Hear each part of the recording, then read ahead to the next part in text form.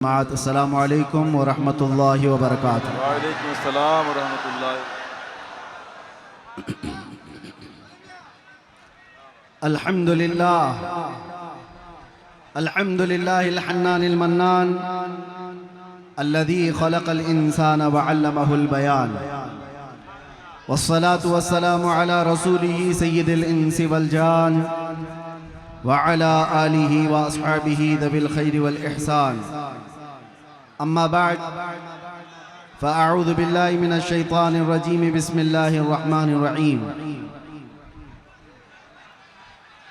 मिनल मुअमिनीना रिजालुन सदक़ू मा आहदुल्लाह अलैहि फमिनहुम मन क़ज़ा नहबहु व मिनहुम मन यंतज़िर व मा बद्दलू तब्दीला। सदक़ल्लाहु मौलाना अज़ीम। बारगाह रिसालत मुआब सल्लल्लाहु अलैहि वसल्लम में एक बार दुरूद पाक का हदिया पेश करें। अल्लाहुम्मा सल्लि अला सय्यिदिना व मौलाना मुहम्मदिन मअदनिल जूदि वल करम व आलिहि व अस्हाबिहिल किराम व इब्निहिल करीम व बारिक व सल्लिम सलातन दाइमतन सरमदन अबदा। अज़ीज़ान गिरामी वक़ार, मैंने शुरू में ही महसूस कर लिया कि आपने मेरे सलाम का जवाब ही इतने दमदार तरीके से दिया तो बात करने का हौसला भी अब बढ़ने लगा है। एक बात मैं आपको बताऊं, मैं जलसे नहीं कर रहा था। काफ़ी दिनों से मेरी तबीयत को लेकर और कुछ मसाइल को लेकर बहुत कम जलसों में जा रहा था, लेकिन उड़ीसा वाले आए, मुंबई में मुलाकात भी किए। मैंने मना ही किया था, लेकिन घर जाने के बाद मेरी रूह ने झिंझोड़ करके कहा जलसे बंद नहीं होना चाहिए, वरना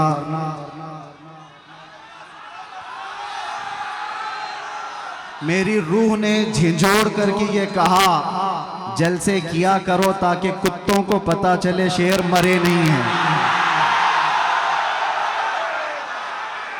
कुत्तों को पता चले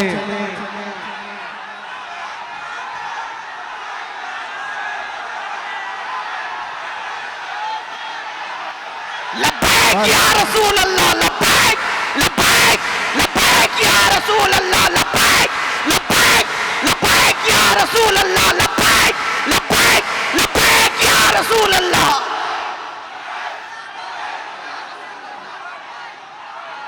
तवज्जो, अब बात समझ में आ रही है। लोग हमसे कहते हैं जलसों में जाने से क्या होता है। मैं यही कहता हूं, एक जुमले से जब इतनी जान आ जाती है, एक जुमले से जब इतनी जान आ जाती है तो इसीलिए हमारी पूरी तकरीरों पर पाबंदी भी लगती है कि इसे ज्यादा बोलने ना दो, वरना फिर जो बरसों से बिस्तर पे पड़े हुए हैं वो लूले लंगड़े भी खड़े हो जाएंगे। मैं ये अपनी तारीफ में नहीं कहता, यहाँ पर मुझे पता है हर तरह के डिपार्टमेंट के लोग भी आए होंगे, सब जगह होते हैं। खुफिया तरीके से भी हमारी सारी रिकॉर्डिंग करने वाले, मुझे सब पता है, मैं होशो हवास में बोलता हूँ। मैं आज एक जुमला किसी साहब को पहुंचाना चाहता हूं।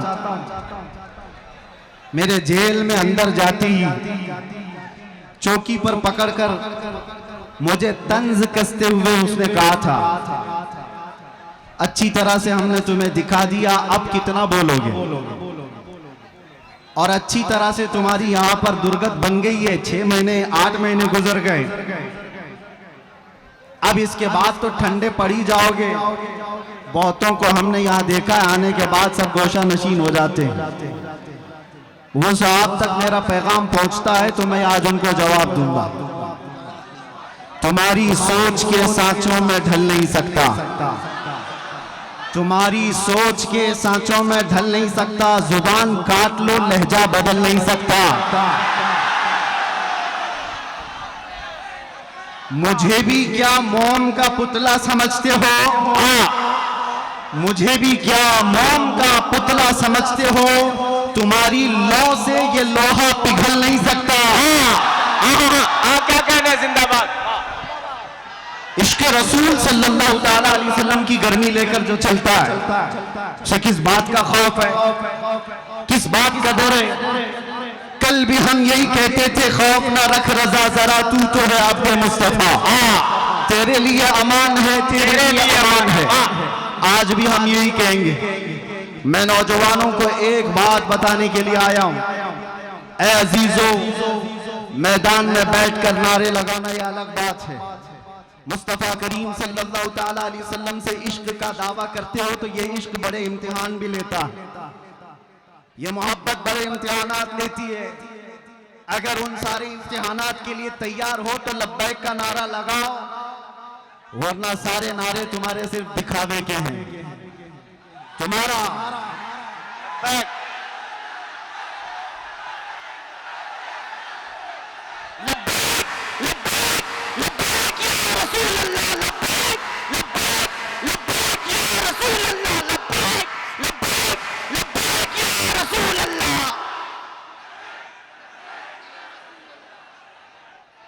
तवज्जो, आपसे मैं बदगुमान भी नहीं, उड़ीसा वाले और खास तौर पर रावरकिला वाले।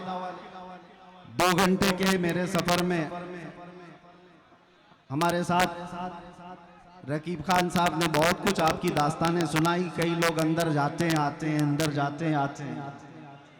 बहरहाल यहाँ का माहौल है अगर, तभी मैंने समझा कि इतने दूर दराज उड़ीसा के लोग मुझे क्यों बुला रहे हैं। इसलिए कि बुज़दिल लोग जल्दी मुझे बुलाते भी नहीं।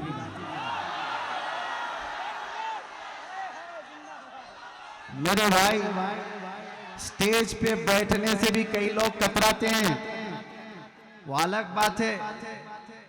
कुछ लोग नीचे सेल्फी ले लेंगे, स्टेज पर बैठने के लिए मैंने महसूस किया है कई लोग डरते हैं कि कहीं हम पर भी केस ना हो जाए। आपको पता है, करीब में साल 1.5 साल पहले की बात है, उत्तर प्रदेश में एक मौलाना साहब हमारे साथ बैठे लब्बैक लब्बैक लब्बैक कह रहे थे। दूसरे दिन उनको थाने बुला लिया गया। वो डरे सहमे हुए गए, जो भी रिपोर्ट हुई। रात को मुझसे कहने लगे फोन पर कि हजरत मेरे साथ तो ऐसा हो गया, ऐसा हो गया, ऐसा हो गया। ये मेरे तो अंदर जाने से पहले की बात है।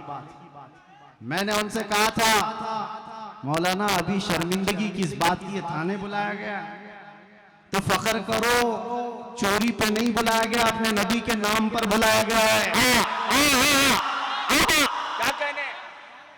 किस बात का डर है? इसीलिए मैंने कैद खाने में अंदर बैठ करके एक कलाम लिखा था जिसका ये शेर था, फख्र है इस बात पर कैदी बना हो उस नाम पर, फख्र है इस बात पर कैदी बना उस नाम पर, ये तो है सुन्नत बिलाली बन गई किस्मत मेरी। ये तो है सुन्नत बिलाली बन गई किस्मत मेरी। बेड़ियां हाथ में क्या गर्दन में भी डाल दो आप, है उन्हीं के नाम का सब जिंदगी और मौत मेरी। इसलिए करता है झूम कर सलमान अब, कैद थी ना जेल था, जेल थी ना कैद थी, बढ़नी थी बस इज्जत मेरी। ये एक रिहर्सल था, कैद थी ना जेल थी, बढ़नी थी बस इज्जत मेरी। अल्लाह करीम किस रास्ते से गुजारता है और कहां तक पहुंचता था।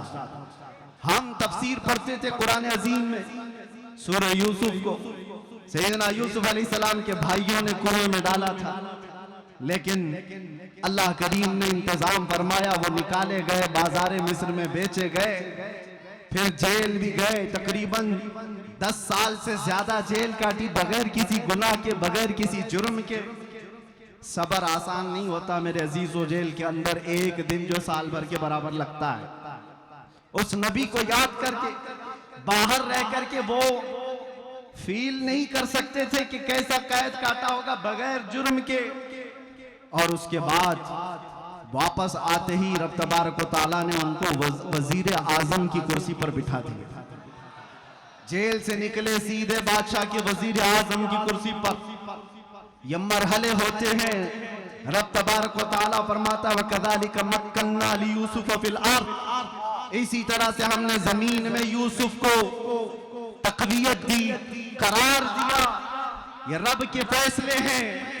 इसीलिए मैं कहता हूं, मुझे जरा बराबर भी आर और ऐब महसूस नहीं होता। जेल में जाकर के आने वाला मुंह छुपा कर घूमता है, वो डर डर करके घूमता है। इज्जत चली गई, जेल चले गए थे। कसम रब्बे जुल जलाल की, एक दिन भी ऐसा ख्याल नहीं आया। एक दिन भी ऐसा ख्याल नहीं आया। बल्कि मैं दुनिया को ये दिखाता हूं, ये दीवानों का हुजूम क्यों है। आज दुनिया सेलिब्रिटीज को देखने के लिए भीड़ लगाती है, और ये दीवानी उम्मत है मुस्तफा के कैदी को देखने के लिए भीड़ लगाती है। मिजाज कुछ और है, उम्मत का मिजाज कुछ और है।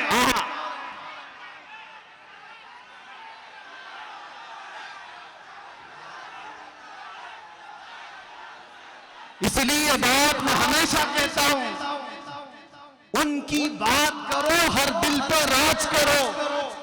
इस उम्मत का मिजाज अलग है। यहां सिर्फ चमकने वाले चेहरे और लाली पाउडर के दीवाने ही नहीं मिलते।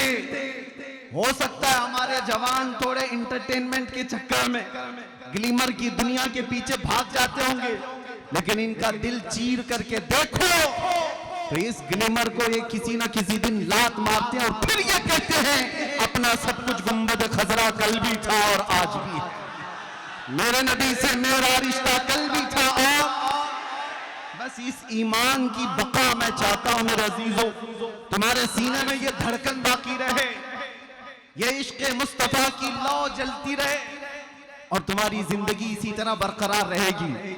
1000 मीटिंगें करने दो खुफिया तरीके से तुम्हें मिटाने के लिए, इस्लाम को खत्म करने के लिए बड़े बड़े मंसूबे बनाने दो, तंजीमें बनाने दो, सारी तैयारियां कर लेने दो, हथियार खरीद लेने दो, सब चीजें हो जाने दो, लेकिन एक बात के मुस्तफा सल्लल्लाहु तआला अलैहि वसल्लम की गर्मी राई के दाने के बराबर भी तुम्हारे सीनों के अंदर मौजूद होगी, तो सारी दुनिया की ताकत मिलकर के भी तुम्हारा चेहरा देखने की हिम्मत नहीं कर सकेगी। क्या कहने हैं, जिंदाबाद नहीं ला सकेगी। इसीलिए तो इकबाल ने कहा था, टल न सकते थे जंग में अगर हार जाते थे, पांव शेरों के भी मैदान से उखड़ जाते थे, हक से सरकश हुआ कोई तो बिगड़ जाते थे। अरे तेज क्या चीज है, हम तोप से भी लड़ जाते थे। ये हमारे आबा व अजदाद का शिवा रहा है, हमारे बुजुर्गों की जो असलाफ का तरीक़े कार रहा है वो आपके सामने रख रहा हूं।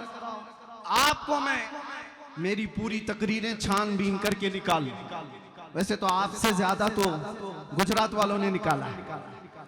मेरे ख्याल से रोजाना सुबह से शाम तक तकरीरी सुनते थे, हमारी सुनते सुनते निकाले, इसमें से कुछ तो निकाले, निकालते रहे। बहरहाल मैं एक बात बताऊं, पूरी तकरीरों में मेरे कहीं पर भी बताओ, क्या मैंने तुम्हें नेजा, बंदूक, बारूद, बम, ये सारी चीजें हथियार जमा करने के लिए कभी एक बार भी कहा? ला करके दिखाओ।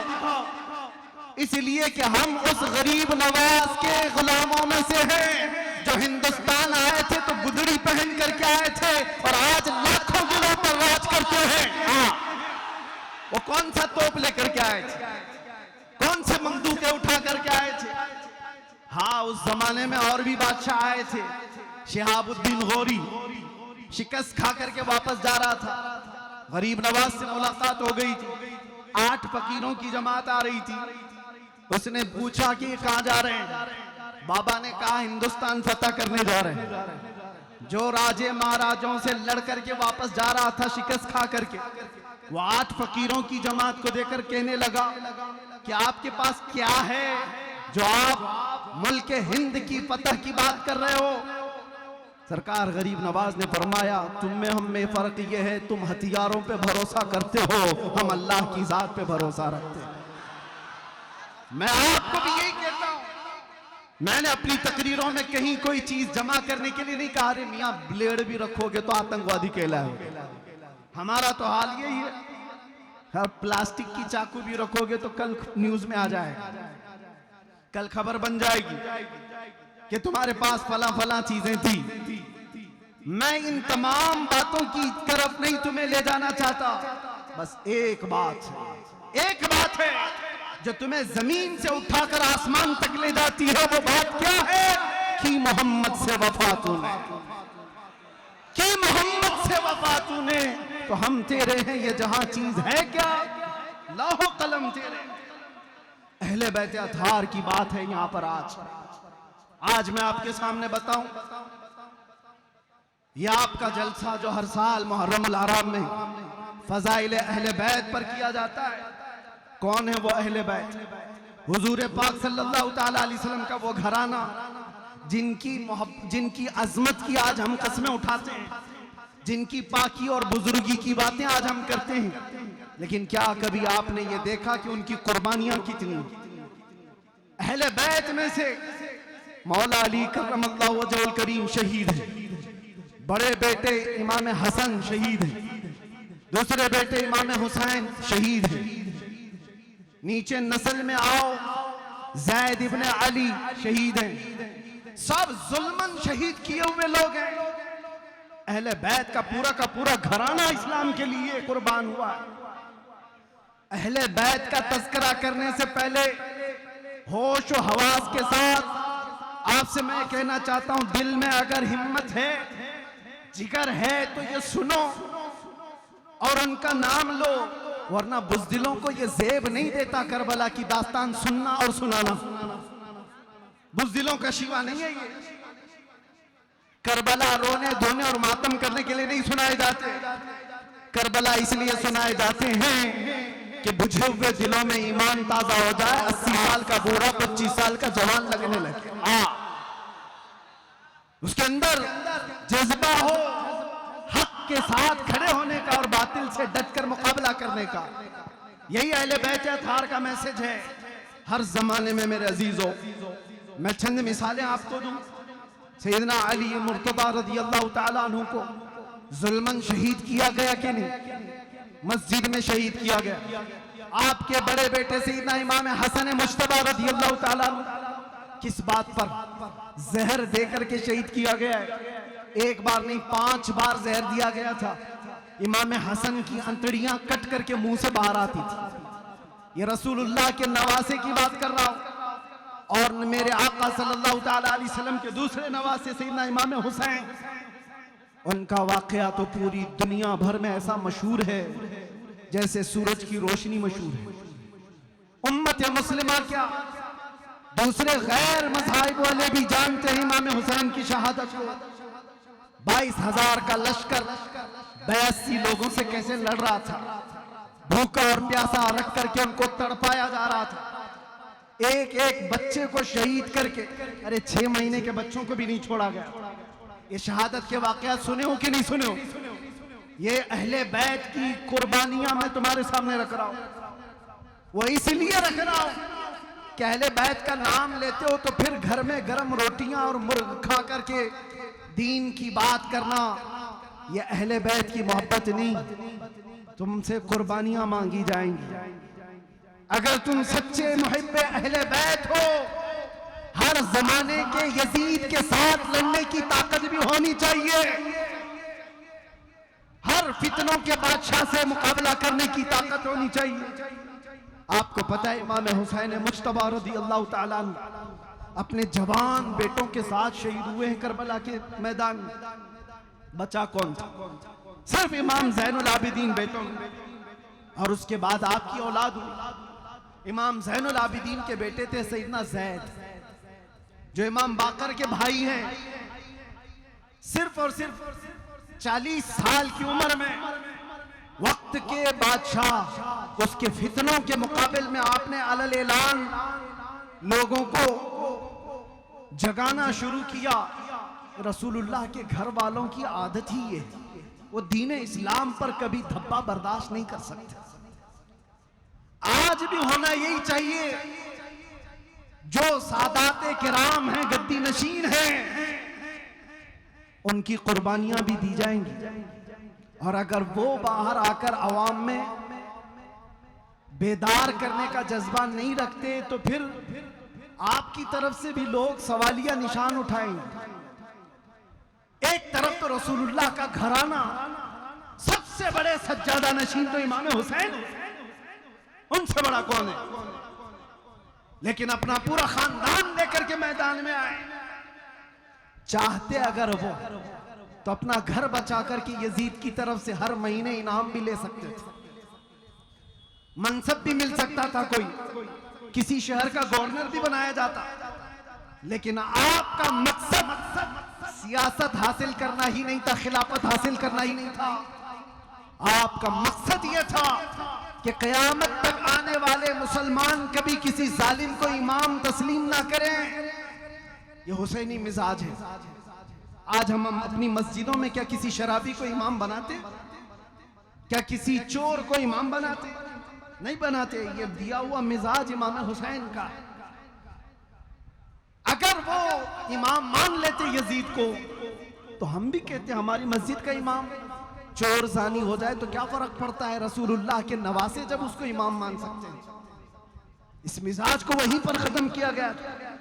मैं हजरत ज़ैद इब्ने इमाम ज़ैनुल आबिदीन की बात कर रहा हूं। सिर्फ 40 साल की उम्र में हुकूमत के खिलाफ जब खड़े हुए थे, कितनी आजमाइशें हुई थी। कूफा वालों ने उनको भी बुलाया था। 50,000 लोगों ने हजरत ज़ैद के हाथ में भी बैत की थी। कूफा वालों की आदत ही है। और उसके बाद बनु उमैया का जालिम बादशाह हिशाम बिन अब्दुल मलिक आपको कत्ल करवा दिया। रास्ते में आपका सर अलग किया गया, दिमश्क ले जाया गया और धड़ को बाजार में रख करके आग लगाई, जलाया गया था। किसकी बात कर रहा हूं? रसूलुल्लाह के घराने की बात कर रहा हूं, इमाम ज़ैनुल आबिदीन के बेटे की बात कर रहा हूं। इतना ही नहीं, आगे चलो तो इमाम मूसा काजिम रदी अल्लाह ताला, इमाम जाफर सादिक के जो बेटे, जुबान में अल्लाह ने इतना असर अता किया था कि जब बोलते थे तो लोग दीवाने हो जाते। और ऐसी ही जुबानों से वक्त के तागूतों को डर लगता है। हर जालिम हुकूमत को हक बोलने वाली जुबान से सबसे ज्यादा डर लगता है। आपको पता है अंग्रेजों ने यहां बहुत जुल्म मचाया, बहुत आतंक मचाया, लेकिन उलमाए हक में सबसे ज्यादा उन्होंने अल्लामा किफायत अली काफी रहमतुल्लाह अलैह को सताया। 3000 अंग्रेजों ने मिलकर के गिरफ्तार किया था किफायत अली काफी। क्यों जानते हो? किफायत अली काफी की जुबान में अल्लाह ने ऐसा असर अता किया था, हजारों का मजमा सिर्फ उनकी जुबान पर तौबा कर लेता था। सब इश्क रसूल में झूमने लग जाते। अंग्रेजों ने यह महसूस किया था कि यह जुबान सलामत रहेगी तो फिर हमारा तख्ता सलामत नहीं रहेगा। और उसके बाद किफायत अली काफी को कैद करके उनके जिस्म पर इस्त्री फेरी जाती थी, गरम इस्त्री। जब चमड़ी जल जाती थी तो नमक छिड़का जाता। उसके बाद 8 दिन के बाद आपको फांसी पर चढ़ाया गया था किफायत अली काफी। ये मिसाल इसलिए दे रहा हूं, हर जमाने में हक बोलने वाली जुबान, इससे डर लगता है हुकूमत वक्त को। हजरत सईदना ज़ैद बिन अली के साथ भी यही हुआ था और हजरत इमाम मूसा काजिम के साथ भी यही हुआ। एक के बाद 2 बार, 2 के बाद 3 बार, तीसरे के बाद चौथे बार, चौथे के बाद 5वें बार इमाम मूसा काजिम को जेल भेजा जा रहा था। जेल भेजा कौन जानते हो? खलीफा हारून रशीद का जमाना, जिसके तज़किरे हजारों तरीके से आपने सुने हो। लेकिन कोई भी हो, वक्त का खलीफा डर जाता है। यह अहले बैत है, एक दिन अगर ये ऐलान कर दे तो सारी उम्मत इनकी तरफ हो जाएगी, हमारा तख्ता हिल जाएगा। इमाम मूसा काजिम रदी अल्लाह ताला कभी घबराए नहीं, कभी डरे नहीं। मैं उनको आइडियल समझ करके आपके सामने कह रहा हूं। एक बार जेल जाकर आने के बाद लोग ये कहते हैं कि नहीं, बहुत संभल करके चलना चाहिए। बिल्कुल संभल के हम पहले भी चलते थे, आज भी, क्योंकि शराब नहीं पीते, हम नशे में नहीं रहते। एक ही नशा है, वो ताजदार मदीना का, वो खुमार असली खुमार है। हम झोले खाते हुए लोग नहीं है जिनको तुम नसीहत करो कि बहुत संभल के बोलना चाहिए। हाँ बिल्कुल संभल के, पहले भी होश में बोलते थे, आज भी। इमाम मूसा कासिम को देखा, जेल में रखा गया, फिर छोड़ा गया। आप वही बात बोलते थे जो पहले बोलते थे, फिर जेल भेजा गया, साल 2 साल, वापस छोड़ा गया, आप फिर वही बात। क्यों? हक बात से कोई समझौता नहीं होता। इसीलिए तो मैंने शुरू में ही ये शेर कहा, हमारा ये शिवा है, हमारे बुजुर्गों का, अहले बैत का ये शिवा है जो मैंने शेर पढ़ा है। तुम्हारी सोच के सांचों में ढल नहीं सकता, जुबान काट लो लहजा बदल नहीं सकता। ये सिर्फ मेरी बात नहीं, ये हमारे इमामों की बात है, इमामों की बात है। हर आलिम रब्बानी हक गो ये कहता रहा। बहुत दूर क्या, माजी करीब में जाएंगे तो शहजादे आला हजरत सैयदना सरकार मुफ्ती आजम हिंद के जमाने में हिंदुस्तान में एक डिक्टेटरशिप, एक इमरजेंसी हुकूमत कायम हुई थी। आपको पता होगा, बूढ़े लोगों को पता है, जवान लोगों को कहा, हम भी नहीं पैदा हुए थे, लेकिन उसका जमाना बताया जाता है। इंदिरा गांधी ने सारा होल एंड सोल अपने हाथ में रखा है, सारी चीजें कंट्रोल में। कोई आवाज उठाए तो मारो, अंदर करो। ये आज थोड़ी ना हो रहा है, इससे पहले कांग्रेस ने भी ये सब किया है। अंदर डालो जो भी बोलता है। उस जमाने में प्राइम मिनिस्टर ने ये फैसला किया था, आबादी कंट्रोल करने के लिए नसबंदी होनी चाहिए। बाकी सब मान लेंगे लेकिन मुसलमान नहीं मानेंगे, मुसलमानों के यहाँ ये हराम है। उन्होंने फिर सोचा कि बड़े बड़े दारुल उलूम से फतवे ले जाए, और कुछ दारुल उलूम तो इसीलिए बैठे ही हैं, फतवे दे भी दिए, फतवे दिए। मोहतरमा जैसा बोलेंगी वैसा दारुल उलूम चलेगा, और वही मोहतरमा बरेली भी भेजती है। वक्त का कुतुब मुफ्ती आजम कलम हाथ में लिए बैठा है।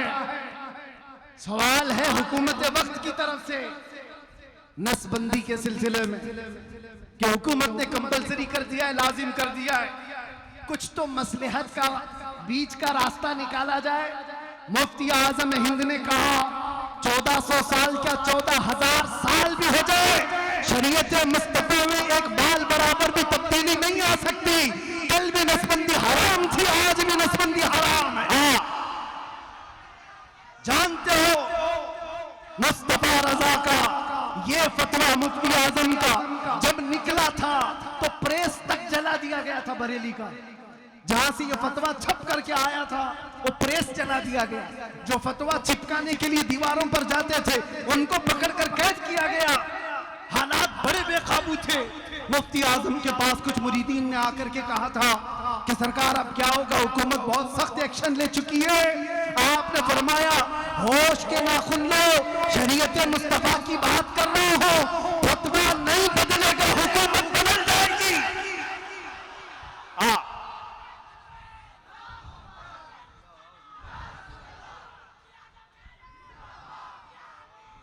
आपने तारीख अगर पढ़ी हो तो उठाकर देख लेना, उस मर्दे कलंदर की जुबान से निकले हुए अल्फाज थे। ज्यादा दिन तक नहीं चली ये इमरजेंसी, इमरजेंसी इमरजेंसी में चली गई, बहुत इमरजेंसी में चली गई।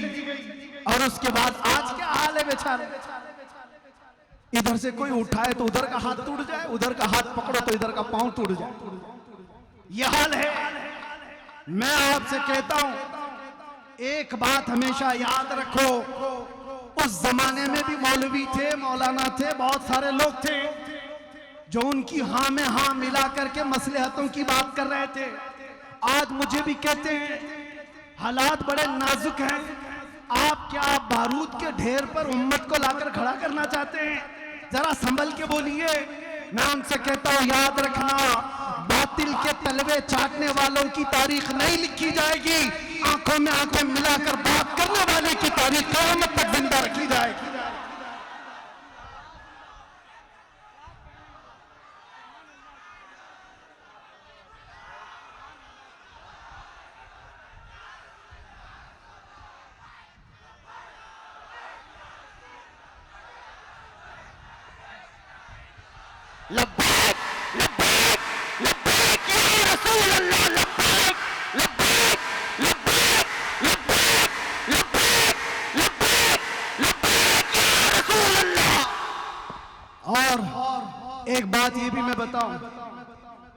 यहां से मैं ये भी कहूंगा, कुछ लोगों ने मुझसे कहा कि जो कुछ भी हो रहा है उस पर आप संजीदगी से बात करें।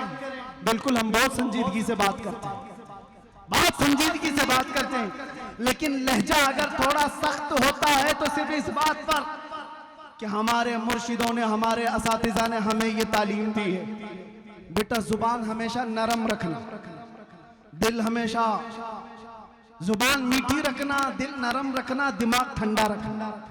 3 चीजें याद रखना, दिमाग ठंडा, जुबान मीठी, दिल नरम। लेकिन यही बात जब मुस्तफा करीम सल्लल्लाहु अलैहि वसल्लम की गुस्ताखी की आ जाए तो ना दिमाग ठंडा, ना जुबान मीठी, ना दिल नरम होगा, फिर नहीं होगा। अरे दुनिया अपनी माँ की गाली बर्दाश्त नहीं कर सकती, जो करोड़ों माँ से ज्यादा हम अपने नबी से मोहब्बत करते हैं, कैसे बर्दाश्त कर सकते?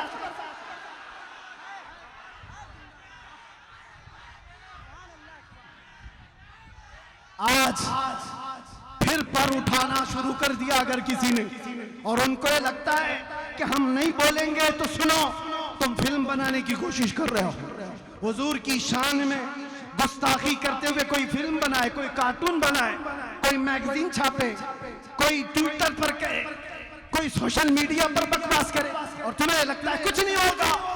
तुम तो ये हमारा बुखार नाप रहे हो, मुझे पता है उम्मत मुस्लिमा का बुखार नाप रहे हो तुम, और तुम्हें पता है आज हमारे हाथों में कोई चीज नहीं, ताकत और कुव्वत और सियासत और हुकूमत, तो इसका मतलब ये नहीं है कि तुम्हारा अंजाम कुछ नहीं होगा। याद रखो, तुम उस अजीम बारगाह की गुस्ताखी कर रहे हो जो रब्बे कदीर का ऐसा महबूब है जिसके लिए पूरी कायनात बनाई गई है। तुम याद रखना तुम्हारी जुबानें कहां जाने वाली है, तुम्हारा अंजाम क्या होने वाला है। तुम मौसम के कीड़े हो, ये मौसम खत्म होते ही तुम्हारा भी अंजाम बहुत जल्दी खत्म होने वाला है, क्योंकि हमें पता है अबू जहल का अंजाम क्या हुआ था, उतबा शैबा का क्या हुआ, अबू लहब का क्या हुआ, सारे गुस्ताख मिट गए। लेकिन आज तक उम्मत के दरमियान कोई चीज बाकी है तो सिद्दीक की सदाकत बाकी है, फारूक की अदालत के चर्चे बाकी है, उस्मान की सखावत के चर्चे बाकी है, हैदर कर्रार की शुजाअत के चर्चे बाकी है। अरे यजीद तो हुकूमत पर बैठा था, तख्त पर बैठा था, फौज उसकी, ताज उसका, तख्त उसका, हुसैन के पास कुछ नहीं था, लेकिन ढूंढ के निकालो कोई यजीद यजीद का नारा लगाने वाला अगर भूल करके किसी के मुसलमान के सामने कह भी दिया तो 2 तमाचे जोर के पड़ेंगे। हाँ, हमारा हर बच्चा अगर नारा लगाता है तो लब्बैक या हुसैन जरूर कहता है।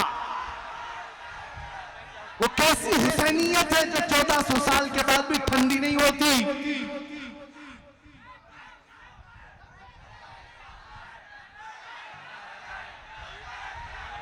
लब्बैक या हुसैन, लब्बैक या हुसैन, लब्बैक या हुसैन, लब्बैक या हुसैन, लब्बैक या हुसैन।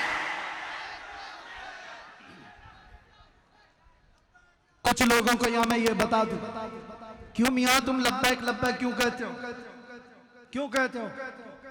और अपनी ही जमात में कुछ गद्दारों को इस बात से तकलीफ है, वो ये समझते हैं ये किसके लिए बोला जा रहा है, हुसैन के लिए, वो तो मर गए, मुआज़ल्लाह रब्बिल आलमीन, और तुम उनको कह रहे हो आए हुसैन हम हाजिर हैं।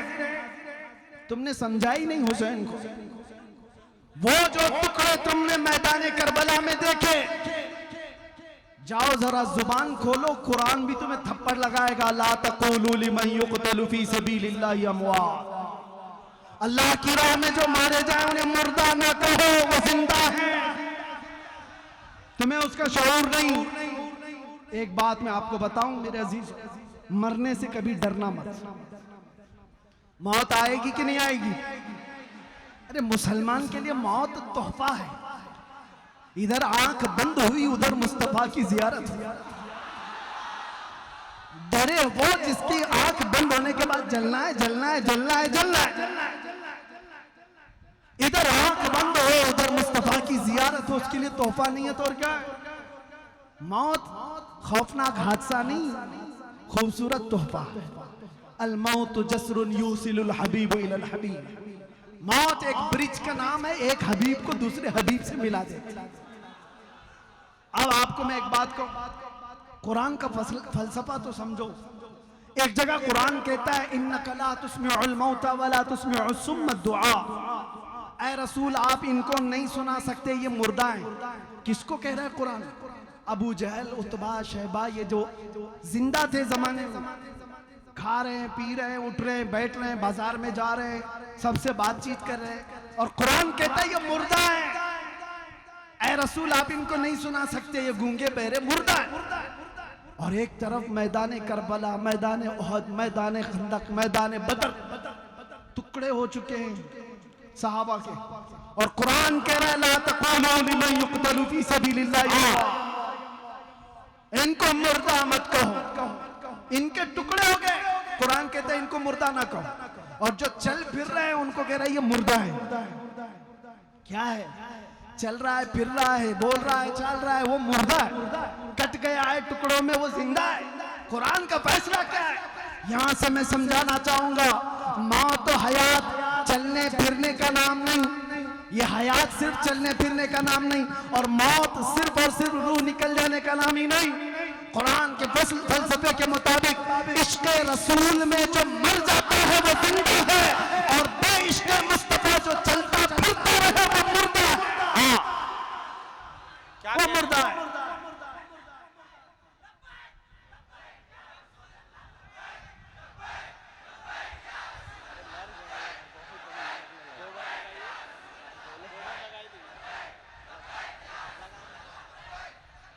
मैं आपको ये कहना चाहूंगा, तुम्हारी जिंदगी बाकी रखो, जोश और जज्बे बरकरार रहें, लेकिन होश के साथ, और ईमान की सलामती ऐसी बाकी रहे। ऐ नौजवानों, बड़े अदब के साथ मैं भीख मांगते हुए कहता हूं, ऐ नौजवानों, एक बार आ जाओ उस रास्ते जहां मेरे मुस्तफा ने हमें छोड़ा था। आ जाओ उस रास्ते पर। तुम आज ये वावेला क्यों मचा रहे हो? फला उठा गुस्ताखी कर रहा है, फला उठा गुस्ताखी कर रहा है। क्या बर्दाश्त होती है तुमसे गुस्ताखी? क्या अपने नबी की शान में गंदी भपकियां सुनने को तैयार हो? नहीं तैयार हो तो इनका मतलब सिर्फ और सिर्फ मुकाबला नहीं, बदलो तो अपने आप। ये तुम्हारे से दुश्मनी करते हुए तुम्हारे नबी तक पहुंच गए। इनको तकलीफ तुम्हारे अमाल से है, तुम्हारे साथ मामलात से है।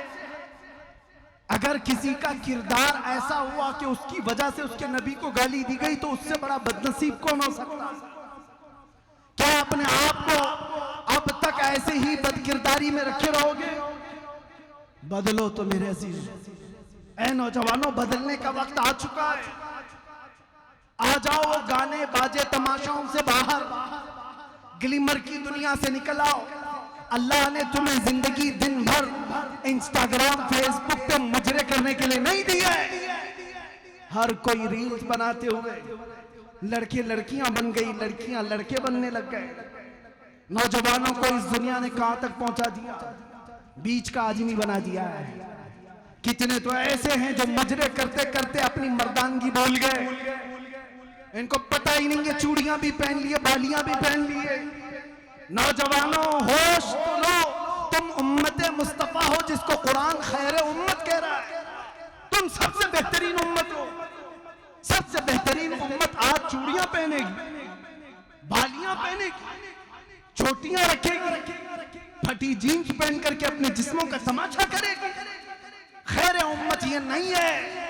खैर उम्मत को देखो, जाओ 19 साल का जवान बेटा हुसैन का 3 दिन से प्यासा है, लड़ते लड़ते घोड़े पर थक गया, फिर भी वापस आकर अपने बाबा से ये नहीं कहता कि मैं बाहर जाऊं, मेरी तो मंगनी भी हुई, मेरी तो शादी बाकी है, भी मैं भी तो अपनी जिंदगी गुजारूं। नहीं, अपने 56 साल बाप को उठने नहीं दिया खीमे से। अपने जवान, 19 साल की बात कर रहा हूं, 19 साल के जवानों ने मौला हुसैन से कहा था, बाबा जब तक हमारे जिस्म में खून का आखिरी कतरा भी बाकी है, हम आपको अपने हाथ में तलवार उठाने नहीं देंगे। हमारी जिंदगियां जब तक है। तुम क्या जवाब दोगे उन नौजवानों को क़यामत के दिन? अगर वो हुसैन के बेटे क़यामत के दिन खून में लथपथ आए और तुमसे पूछें हमने 19 साल जवानी 22 साल जवानी इस्लाम के लिए कुर्बान की, तुम क्या कर रहे थे उस वक्त? तुम क्या कहोगे? रात भर इंटरनेट चला रहा था, रात भर पबजी खेल रहा था, गेमों में मसरूफ था। ऐ नौजवानों, तुम क़यामत के दिन क्या जवाब दो? बदलो अपनी जिंदगी को, उठो वो करना हश्र न होगा फिर कभी, दौड़ो के जमाना झाल अपनी चल गया। आज तुम्हारे लिए जितने भी मंसूबे बनाए जा रहे हैं, बनाने तो कुछ फर्क नहीं पड़ता। याद से नहीं, 1400 साल से हम देख रहे हैं लोग जो कहते हैं हालात खराब है, कभी हालात अच्छे हुए ही नहीं थे हमारे। इस्लाम के खिलाफ हमेशा ऐसी ही हालात रहे, इससे भी बुरे हालात आए। चंगेज का जमाना आया, हलाकू का जमाना आया। अरे हमारी खोपड़ियों से मीनार बना दिए थे बादशाहों ने। कत्ल इतना किया था कि बगदाद के दरियाए दजला का पानी हमारे खून से लाल हो गया। ऐसे हालात भी आए इस्लाम पर, लेकिन इस्लाम उस वक्त नहीं खत्म हुआ था, तो आज के हरामियों से क्या खत्म हो सकता? नहीं होगा। तुम्हें उसकी फिक्र की जरूरत नहीं, तुम्हें अपने अमाल की फिक्र करो। इस्लाम तो सुबह क़यामत तक चमकता दमकता रहेगा। ये मेरे रब का जलाया हुआ दिया है, ये मेरे रब का रोशन किया हुआ चिराग है, मुंह के फूकों से बुझाया नहीं जा सकता। लेकिन आपका हशर क्या होगा, हमारा क्या होगा, इसकी फिक्र तो करो। नशा में तुम्हारा नाम, जेल में मैंने देखा है अक्सर नौजवान जो मुसलमान आए नशा करते हुए, नशा बेचते हुए, नशा में पकड़े हुए, सप्लाई करते हुए। तुम्हारे हाथों में ये चीज कहां से आ गई? जानते हो मेरे मुस्तफा करीम सल्लल्लाहु ताला अलैहि वसल्लम तो ये फरमाते हैं तुम्हारे तलवों में कांटा भी चुभ जाए तो उसका दर्द मुझे होता है। उस रसूल को उम्मत का दर्द है। जब तुम नशे में अपने आप को बर्बाद कर रहे होंगे तो क्या मेरे मुस्तफा को इसकी तकलीफ नहीं होती होगी? तुम अपने आप को हिलाकत में डालते हो और ये सोचते हो ये मेरी लाइफ है, मुझे जीने दो ना। शराब पी रहा है कोई मत बोलो इसको, गुटखा खा रहा है कोई मत बोलो, बीड़ी सिगरेट में ऐसा मस्त हो गया है कि कैंसर होने के करीब है। कोई बोले तो आग बगोला, माँ बोले तो उसके खिलाफ, बीवी बोले तो उसके खिलाफ, बाप बोले तो उसके खिलाफ। तुम ये कहते हो मेरी अपनी लाइफ है, क्यों कोई इंटरफेयर कर रहा है? ऐ दीवाने, तुझे खबर क्या है तेरी अपनी लाइफ कब से हो गई? तेरी अपनी जिंदगी कब से हो गई? ये तेरी जिंदगी नहीं है। सुन मुर्शिदे गिरामी ताजु शरिया क्या कहकर गए थे, जिंदगी ये नहीं किसी की किसी के लिए, जिंदगी है नबी की नबी के लिए। ना समझ मरते हैं जिंदगी के लिए, जीना मरना है सब कुछ नबी के लिए। तुम समझते हो जिंदगी हमारी अपनी है, हम जैसे मर्जी चाहे वैसे जी लेंगे? नहीं, ये नबी के लिए दी हुई जिंदगी। जीना हो तो मेरे मुस्तफा की मर्जी के मुताबिक जियो, और उस वक्त तक तुम मोमिन नहीं हो सकते जब तक हुजूर की मर्जी के मुताबिक तुम अपनी जिंदगी नहीं बना ले। ला युमिनु अहदुकुम हत्ता यकूना हवाहु तबअन लिमा जीतु बिही औ कमा क़ाल नबी सल्लल्लाहु अलैहि वसल्लम। मेरे आका फरमाते उस वक्त तक तुम पूरे मोमिन नहीं हो सकते जब तक कि तुम मेरी मर्जी के मुताबिक, मेरे लाए हुए तरीके के मुताबिक अपनी ख्वाहिशों को पूर्ण नहीं करते। अपनी ख्वाहिशों के मुताबिक मत जियो, मुस्तफा की ख्वाहिश के मुताबिक जियो। यही सहाबा का मसलक, यही अहले बैत का पैगाम। अपनी लाइफ नहीं। आप थोड़ी सी बातें उन लोगों को भी मैं कह देता हूं। सबसे ज्यादा नुकसान हमें किस बात का है पता है? आज भी और पहले भी होता है, जमात के अंदर मौजूद मुनाफिकीन और गद्दारों से। नौजवानों, रोटी टुकड़े सिक्के के लिए कभी अपना ईमान मत बेचना। कितने ऐसे हैं जो मुखबिरी के काम पे लगे हुए हैं, पूरा नेटवर्क फैला हुआ है, पूरा नेटवर्क। किसकी जासूसी कर रहे हैं? 500 रुपए पकड़ा दिया पुलिस ने, इसकी खबर दे दो, उसकी खबर दे दो। तुम्हें पता है जासूसी का अजाब क्या है? अल्लाह की सारे फरिश्तों की उस पर लानत होती है, सारे फरिश्तों की, मलाइका की और अल्लाह की लानत है उस पर जो मोमिनीन की टोह में लगा रहता है। मुझे आज भी वो बात याद आती है। मैं तो गया था, जब मुझे लेने आए थे ऐसा लग रहा था बारात जा रही है। मुझे तो मेरी शादी का भी उतना होश नहीं है कितने लोग आए थे, लेकिन ये जरूर है कि 200 इधर 200 उधर तो थे और सारे बारात की शक्ल में ले जा रहे थे। देखा भी होगा ना। मुझे उस बात का एहसास नहीं था क्योंकि दिल पाक था, कोई जुर्म करके आया नहीं था, इतना यकीन है। आज भी मैं बबांगे तहल कहता हूं, हमने कभी कोई खुफिया प्लानिंग की नहीं, सारी इन्वेस्टिगेशन हमारे खिलाफ हो रही थी। मैं आज भी कहता हूं, खुल करके कहता हूं, हम दीवार के पीछे बैठ करके या गुफे में बैठ करके वीडियो बनाने वाले लोग नहीं हैं। मजमे आम में कहते हैं इसलिए कि कोई खुफिया प्लानिंग देश के खिलाफ भी कभी नहीं किया, कभी आतंक फैलाने के लिए जवानों को नहीं जमा किया। जब बात किया मिंबर रसूल से बात किया, खुल करके कहा, हाँ अगर हुजूर की मोहब्बत का चर्चा करना जुर्म है तो ये जुर्म हम 1000 बार करें। इश्क अगर जुर्म है तो फांसी की सजा दो मुझको, इश्क अगर जुर्म है फांसी की सजा दो मुझको, दरे महबूब पे लेकिन ये सजा दी जाए, दरे महबूब पे लेकिन ये सजा दी जाए। मैं उन गद्दारों से कहता हूं, मैं जब गया बात पूरी कर लेने दे। इन्वेस्टिगेशन में बहुत सारी सवालात की बौछार थी, लेकिन पता है सामने बैठे हुए एक ऑफिसर हंस रहे, मुस्कुरा रहे, फोन में देखते, अरे मुफ्ती साहब आपकी तो ये तकरीर भी आ गई। थोड़ी देर के बाद, अरे मुफ्ती साहब आपकी ये क्लिप भी आ गई। कहा इतनी देर से आपके पास तो थोड़ी सी थी, आ रही कहां से? कहा आपके मौलाना लोग भेज रहे हैं, पीर साहब लोग भेज रहे हैं। मैं जानता हूं अच्छी तरह से, मैं कभी नाम जिक्र नहीं करूंगा। ये जो खबर पहुंचाने वाले लोग, दाढ़ी टोपी जुब्बे वाले, मसनद पर बैठ करके लोगों को गुमराह करने वाले, मुझे सब पता है।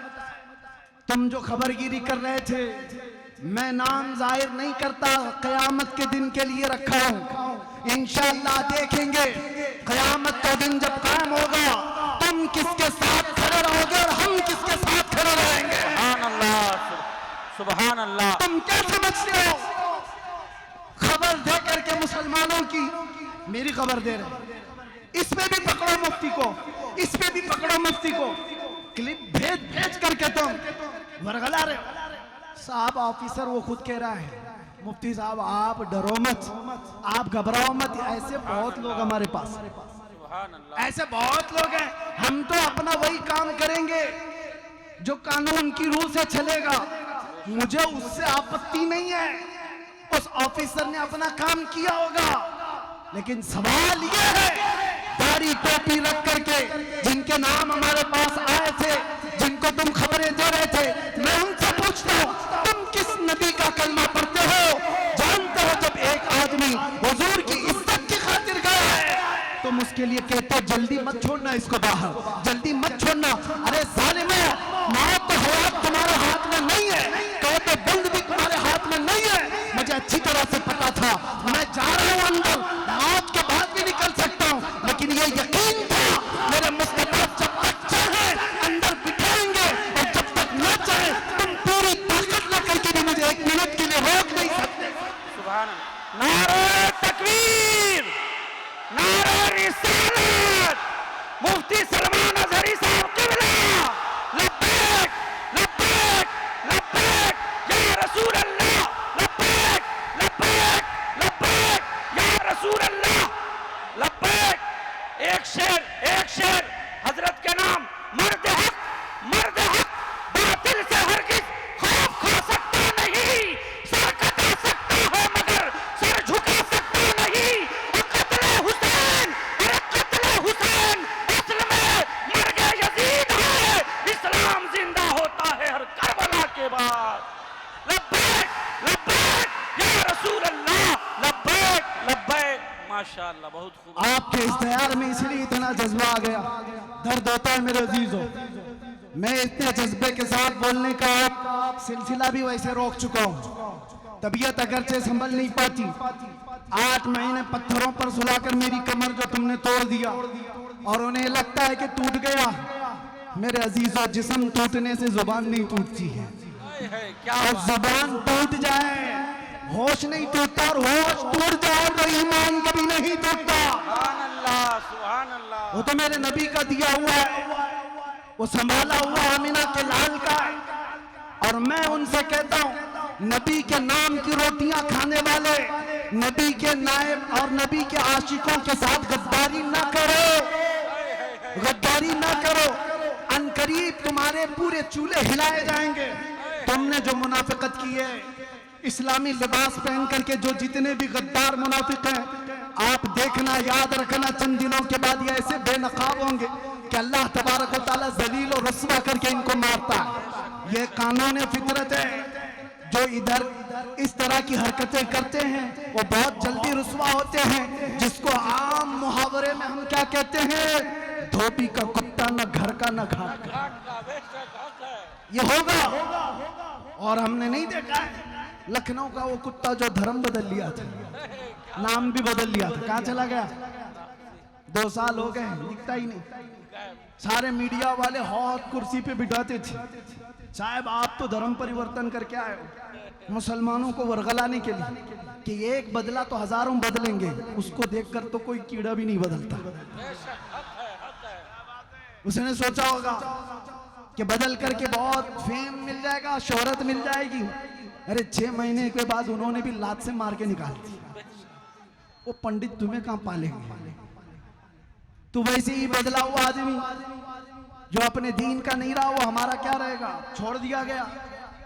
आपने देखा है ना, आपने देखा है। मैं नाम इसलिए नहीं जिक्र करता कि ये मिंबर पाक है, पाक है, पाक रसूल का जिक्र है। शैतानों का जिक्र सिर्फ लानत के लिए होता है। लेकिन आपको याद दिलाने के लिए कह रहा हूं, बदल लिया, क्या हुआ?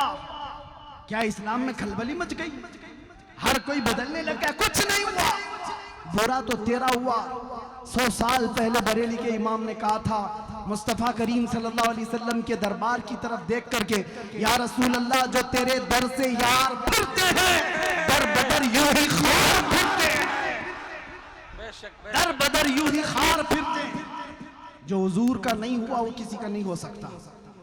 इसलिए ऐ मुसलमानों, ऐसी गतिविधियों में मुलविस ना रहो। तुम लोगों के आलयकार ना बनो। जानते हो सबसे ज्यादा नुकसानात गद्दारों से हुए। टीपू सुल्तान कैसे मारे गए थे? गद्दार से मारे गए थे। कौम के अंदर मौजूद गद्दारों ने उनको अंग्रेजों के हाथ दे दिया था। आप तारीख उठा करके देख लो, हर जमाने में ऐसे लोग मौजूद रहे जो गद्दारों की वजह से, मुनाफिकीन की वजह से नुकसान उठाए जाते हैं। हिंदुस्तान की सरजमीन पर भी ऐसे बहुत सारे जय्यद उलमा हैं जिनको फंसाने के लिए, जिनको सजाए मौत दिलाने के लिए बहुत सारे टोपी वाले काम कर रहे थे। ये बजाय टोपी और दाढ़ी वाले, इनका कोई ईमान नहीं होता। अगर तुम भी ऐसी 2 टकों के लोग हो तो तुमसे मेरा खिताब नहीं। और अगर तुम आमिना के लाल के दरबार के भिखारी हो तो अपनी इज्जत नफ्स संभाल करके रखना। करोड़ क्या 10 करोड़ भी कोई दे, गद्दारी मुस्तफा से कभी न करना। ठोकर मार देना दुनिया की दौलत को और फख्र के साथ कहना, मेरे साथ तो कायनात की बहुत दौलत है कि यहाँ भी मुझे ऊपर ले जाएगी, कब्र में भी और हशर में भी।